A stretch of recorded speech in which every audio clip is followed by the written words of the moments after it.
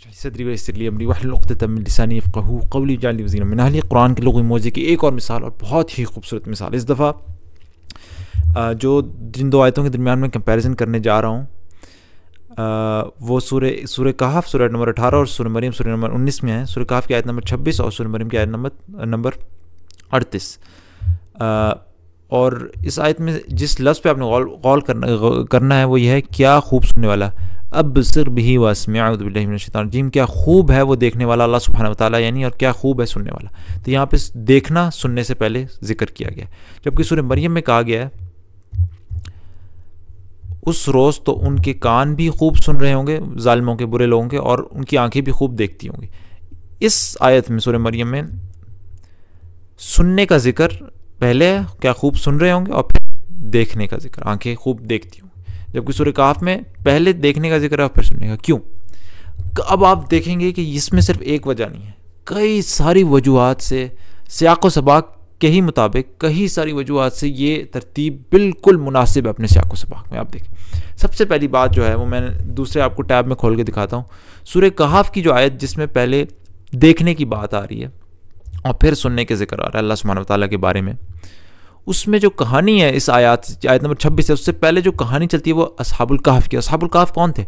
वो लोग थे जो छुप गए थे जाके गार में लोगों की आंखों से, और जब छुप गए थे, देखिए यहाँ पे उन्होंने क्या कहा है, जब तुम उनसे और उनके माबूद गैरुल्लाह से बेताल्लुक़ हो चुके हो तो चलो अब फलां गार में चलकर पना लो। वहाँ पे जाके छुप गए लोगों से, और फिर अल्लाह ताला ने उनके पास किसी को आने भी नहीं दिया कि तुम कहीं अगर तुम कहीं झांक कर उन्हें देखते तो उल्टे पाँव भाग खड़े होते, यानी अल्लाह ताला ने उन्हें बचा के रखा, कोई ना देखे, और फिर आखिरकार उन्हें लोगों ने पा भी लिया। इस तरह हमने अहले शहर को उनके हाल पर मुत्तला भी किया, बाद में उनको ढूंढ भी लिया। तो असल में कहानी थी उनके छुपने की, लिहाजा चूँकि छुपने की कहानी थी उनकी लोगों की नज़र से, इसलिए यहाँ पे पहले देखने को जिक्र किया गया। जबकि सूरह मरियम में जहाँ पे पहले सुनने का जिक्र किया गया कि ये काफिर बड़ा खूब सुन रहे होंगे क़यामत के दिन और खूब देखेंगे भी, कहानी जो सूरह मरियम में शुरू से आयत नंबर 38 से पूरी पहले जिससे कहानी चलती है वो हज़रत मरियम अलैहिस्सलाम की, जब वो गोद में हज़रत ईसा अलैहिस्सलाम को लेकर पहुंची लोगों के पास तो लोग हैरान हुए। तो उस वक्त ईसा अलैहिस्सलाम की गोद से बोल पड़े, और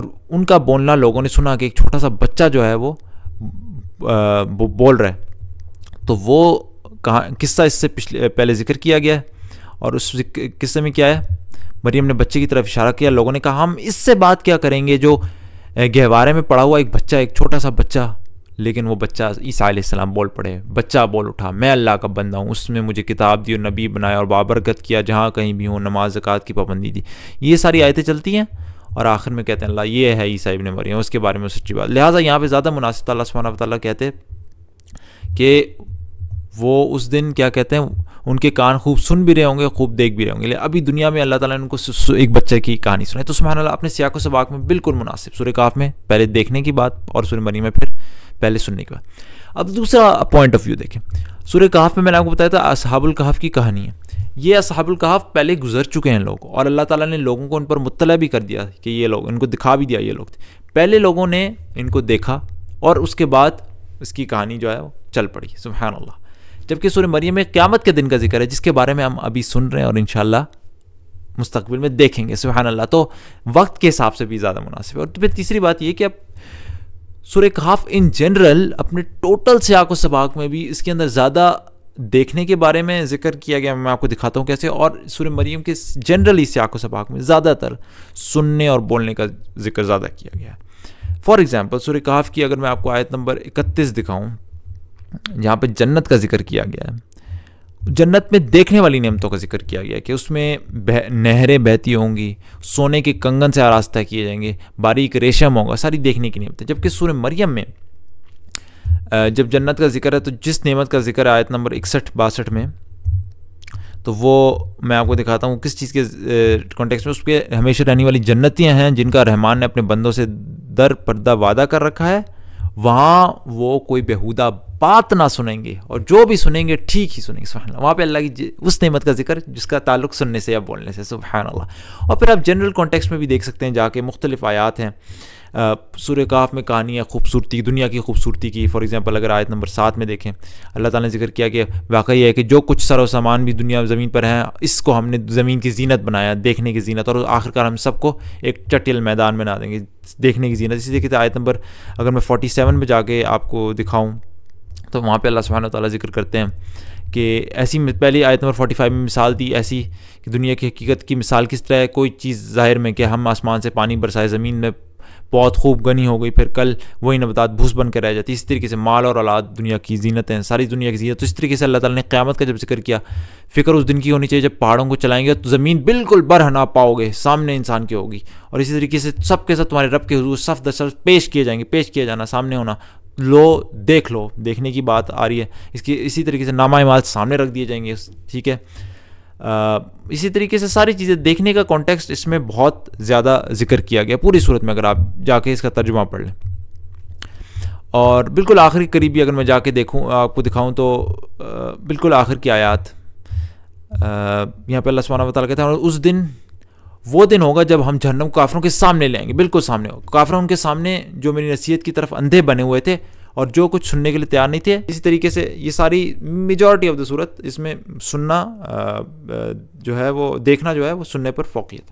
जबकि सूरह मरियम जहाँ पे सुनने की पहले जिक्र की गई ये बात, वहाँ पे आप सूरत को शुरू से ही देख लें तो सुनने और बोलने की बात है। देखें बिल्कुल स्टार्ट में अल्लाह सुब्हानहू व तआला क्या कहता है कि उसका ज़िक्र है उस रहमत का जो तेरे रब ने अपने बंदे ज़करिया पर की, जबकि उसने अपने रब को चुपके चुपके पुकारा। सुभान अल्लाह, अल्लाह ताला ने उनकी वो चुपके चुपके वाली पुकार का भी जिक्र कर दिया। सुभान अल्लाह, सुनने की बात है यहाँ पे।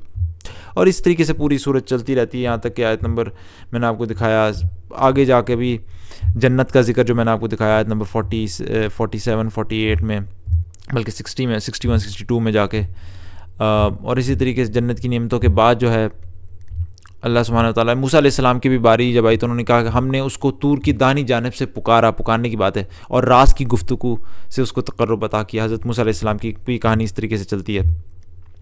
और मैंने आपको जन्नतों की नेमतों का बता दिया, और इसी तरीके से